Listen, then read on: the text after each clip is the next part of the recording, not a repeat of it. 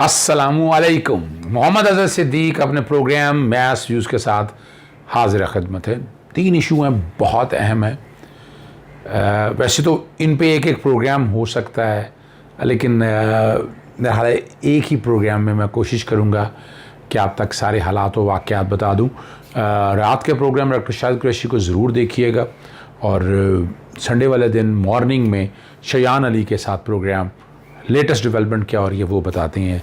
3 issues क्या हैं? PDM के इशू पे बात करनी है, इलेक्शन कमीशन के रोल्स के ऊपर, रोल पे यानी कारकर्दगी के ऊपर बात करनी है, और तीसरा मरीम नवाज़ की जो ड्रामा बचाया हुआ पता नहीं क्या कर देना है अल अज़ीज़िया में, खोदा पहाड़ निकला चूहा, उस पर भी तफसीली गुफ्तगू करते हैं। पहले चलते हैं पीडीएम की जलसे में। वाइट पेपर ऐलान कर दिया अल्हम्दुलिल्लाह ने प्रेस कॉन्फ्रेंस के बाद कि वाइट पेपर जारी किया जाए। चले, ये रोका है किसी ने, बताने की क्या ज़रूरत है, करें और आकर लेके आए, बताएं कहाँ का। अपोजिशन का पहले किरदार तो सीख लें, आपने क्या किया, क्या है आपके पास। मैंने कई लीडर से पूछा, मैंने कहा आप बताएं महंगाई कैसे कंट्रोल होगी, आप बताएं कर्जे कैसे ख़त्म होंगे, आप बताएं मुलाजमतें कैसे मिलेगी। पूछा ना उनसे, आए ना, चैलेंज है इन सब लोगों को, आए बताएं महंगाई कैसे कंट्रोल होगी। सुबह के पास जा चुका है, सुबह कुछ करने ने, आपने 18वीं तरमीम के ज़रिए बहुत गंद खोला है, उस पर प्रोग्राम एक अलहदा करना है मैंने, और मैं तफसीली बात उसमें आप लोगों के साथ करूँगा। 13 सितंबर को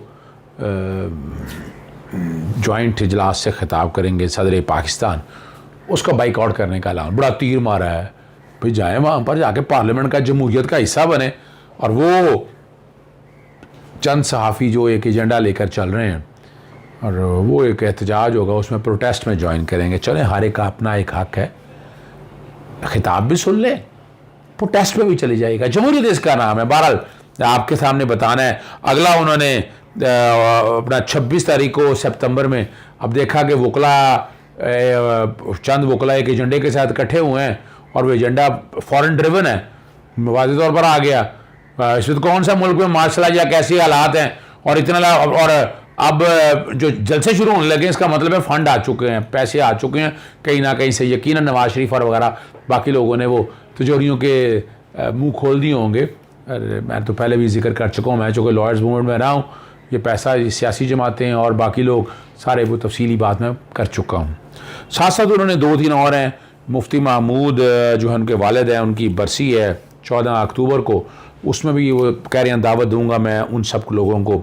और 16 अक्टूबर फैसलाबाद में पहली गैदरिंग का कहा है वहाँ कि वहाँ लोग इकट्ठे करेंगे, और आपको पता है पीछे तो ये सारा टोटल फ्लॉप हो चुका है। अब वो जान डालने की कोशिश कॉन्टेक्स्ट में करा, इलेक्शन नहीं यार शुरू हो चुके हैं ना, गवर्नमेंट नहीं करा रहा इलेक्शन, अब ये इलेक्शन कैंपेन का दौर शुरू होने वाला है। चलें, कबूल तो कर लिया इस बात को सामने थे। फिर डेरा गाजी खान में भी 31 अक्टूबर का कहा है, और साथ कहा है कि वो रोड कारवां जो है सड़क के ज़रिए लॉन्ग मार्च लेके जाएंगे वफाकी काबीना की तरफ, वफाकी हुकूमत की तरफ, और उन्होंने रिजेक्ट कर दिया है इलेक्ट्रॉनिक वोटिंग मशीन को। ये वो छोटी छोटी चीज़ें हैं जो बुनियादी तौर पर आपको वैसे मैं बताता चलूँ। आइन के आर्टिकल 56(3) के तहत सदर का जो खिताब है वो ड्यू है अगस्त 13 से, चूँकि कोविड की पोजीशन थी, इस वजह से सारे हालात और वाक़यात अब सामने आ चुके हैं। वाइट पेपर का मैं पहले आपको बता चुका हूँ, और उन्होंने बाकायदा आएंगे कहा, आज़म सवाती का भी कहा, और बाबर अवान का भी कहा, ज़रा अपने गिरेबान भी झांक कर देखें, तकरीर उठाकर अपनी देख लें, किस मुंह से ये बात करते, पहले अपना तय कर लें। आपने क्या क्या लफ्ज़ अदालतों के बारे में इस्तेमाल किए हैं, तौहीन अदालत कमेट की, इदारों के बारे में अल्फाज इस्तेमाल किए, वो शर्म नहीं आनी चाहिए, वो डूब मरने का मकाम नहीं है, वो ज़रा समझने की बात है। अब आते हैं ज़रा इलेक्ट्रॉनिक वोटिंग मशीन और इलेक्शन कमीशन। इलेक्शन कमीशन इस वक्त नामुकम्मल है। मैंने कहा ज़रा अब टाइम इतना होना है, बैकग्राउंड पे चीज़ें नहीं चल सकेंगी, ये आईने पाकिस्तान से ज़्यादा छोटी किताब है, हर वक्त मैंने साथ रखी होती है, वो आप लोगों के लिए समझाने के लिए, बताने के लिए। हम इसमें आते हैं आइन का आर्टिकल 200, जो छोटे छोटे आर्टिकल्स हैं वैसे डिस्कस कर देते हैं। 218(3) में 218 में 3 में नहीं, 218 में आ जाते हैं। इलेक्शन कमीशन जो होगा वो लिखा हुआ है, एक चीफ इलेक्शन कमिश्नर होगा और 4 मेंबर होंगे हर सूबे से। तो इससे तो सिर्फ एक चीफ इलेक्शन कमिश्नर, 2 मेंबर हैं। पंजाब का और खैबर पख्तूनख्वा मेंबर रिटायर हो चुके हैं। 45 दिन के अंदर वैकेंसी होनी है। सदर और वज़ीर आज़म और अपोजिशन लीडर में कंसेंसस नहीं हो चुका, कमेटी के सामने जाना है। तो मैं बड़ी खबर क्या दे रहा हूँ कि इलेक्शन कमीशन जो रिजेक्ट करता फिर रहा है ना, ये तो कॉरम नॉन जुडिस है, तादाद ही पूरी नहीं। इतने बड़े फैसले को आप 3 मेंबर कैसे रिजेक्ट कर सकते हैं? पूरे मेंबर जब होंगे वो उस पर डेलिब्रेशन करेंगे, फिर बात आती है। इसलिए बेहतर यही, इलेक्शन कमीशन की इज्जत इसी में ही है, ये वापस लें सारे मामले को। इलेक्शन कमीशन जब पूरा होगा फिर बैठ कर देखिएगा, और पहले कोई एक इलेक्शन करवा लें। ये कैंटोनमेंट बोर्ड के इलेक्शन था, ये ईवीएम करा लेते, इसको इलेक्शन कमीशन का ये काम था। वैसे भी मैं बताता चलूँ, आइन के आर्टिकल 219 के तहत इलेक्शन कमीशन की जो ड्यूटीज़ है ना, उसमें ये इलेक्ट्रॉनिक मशीन और ये बैलेट पेपर और ये सारा, ये इनका काम है ही नहीं है। इलेक्शन कराने हैं, साफ शफाफ कराने हैं, ठीक है ना जी। ये सारा जो काम है ये एग्जेक्टिव के ज़िम्मे है। पार्लियामेंट ने जो है इलेक्शन एक्ट के ज़रिए ज़िम्मेदारी जिनकी डाली है उन्हें वो मुकम्मल करना है, और इनका काम सिर्फ साफ़ और शफाफ इलेक्शन कराना है, खाली बाकी बातें नहीं करना।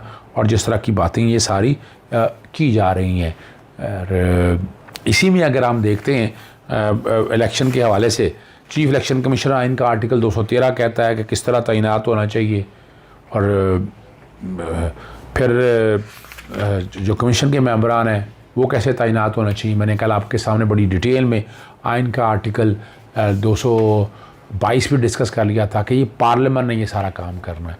तो इस वक्त जो इलेक्शन कमीशन के फ़ैसले किए वो कोई आइनी और कानूनी हैसियत नहीं है। हुकूमत वक्त पार्लियामेंट के ज़रिए तरमीम के लिए इलेक्शन एक्ट में जाए, मैं कह चुका हूँ बड़ा वाज़ेह तौर पर। उसके बाद सेनेट की कमेटी शमेटी ने भी उसे रिजेक्ट किया है। जब सेनेट पूरी बैठ के रिजेक्ट करेगी ना, फिर पार्लियामेंट के इजलास की बातें हैं। अभी तो एक कमेटी शमेटी ने किया है।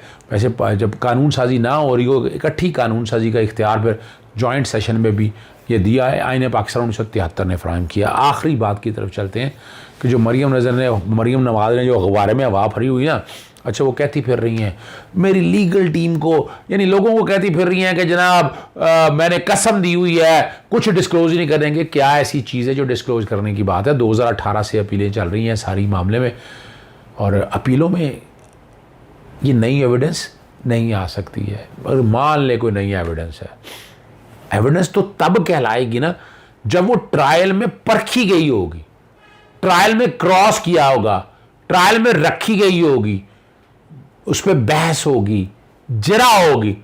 ये लफ्ज़ मैं आपको फिर क्लियर कर दूं, फिर है एविडेंस। और ये कह देना कि वीडियो फिर बड़ी बात है तौर पर बात है। और ये भी याद रखिएगा कि ये इनको सज़ा मिली है एवन फील्ड के अंदर। अरशद मलिक ने तो एवन फील्ड का फ़ैसला किया नहीं था, अल अजीज़िया का फ़ैसला किया था उन्होंने। अब अल अजीज़िया में मरीम नवाज़ तो मुजरिम है ही नहीं, ना वो सफदर रमान है। तो ये जो बैठ के ना वीडियो आप लोगों को बेवकूफ़ बनाने के हवाले से 2 तरह की मैं चीज़ें आपके सामने बता चुका हूँ। एक तो ये कहते फिर रहे हैं मैनेज हो गया है सारा, मसला ही कोई नहीं है, और ये पूरा हवा बनाई जा रही है कि हमारे लिए बड़ी मुसले हैं, मशाइल हैं, सियासी शुबदाबाजी की तरफ चीज़ें जा रही हैं। दूसरी बात है वो बहाना लेने की कोशिश करेंगी, और वो लटका इसीलिए रहे हैं कि 2023 तक का इंतज़ार किया जाए, उनकी मर्ज़ी के लोग आ जाएं, जैसे हमेशा पास्ट में होता रहा है। और एक जो बड़ी ज़बरदस्त बात है ना यहाँ, कि जो जनाब नवाज शरीफ की अपील जो है ना, वो तो सेनेट एडजर्न हो गई हुई है। ये ट्रायल नहीं हो रहा, अपील की बातें, आपको अपना केस बताना है। तो उनके केस में जो भी होता है वो अपनी जगह है। ये आइन और कानूनी बात बता रहा हूँ।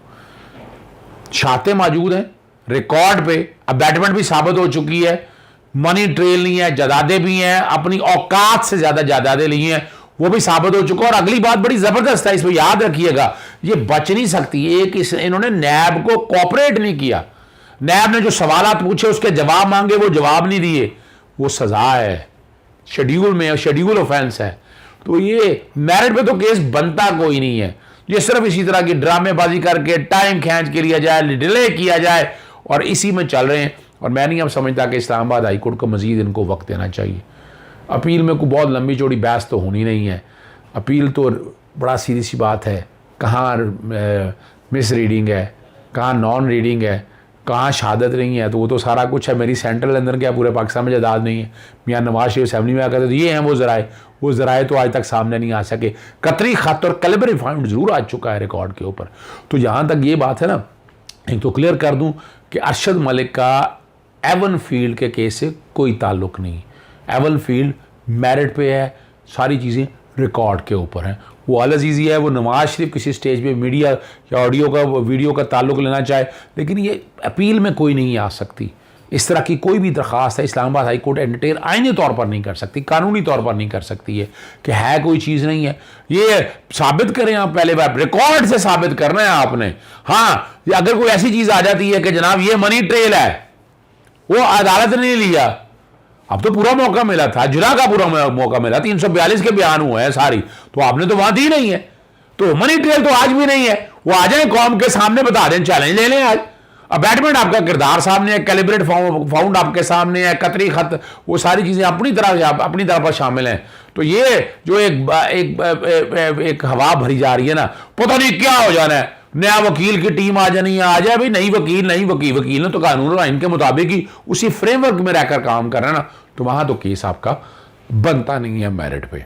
तो ये घोंसला है, बेवकूफ़ बनाने की बात है। कौम मेरा नहीं ख्याल है अब इन झूठ और मकारियों पर यकीन करेगी। इजाज़त दीजिएगा। अस्सलामुअलैकुम, अल्लाह हाफ़िज़, पाकिस्तान जिंदाबाद।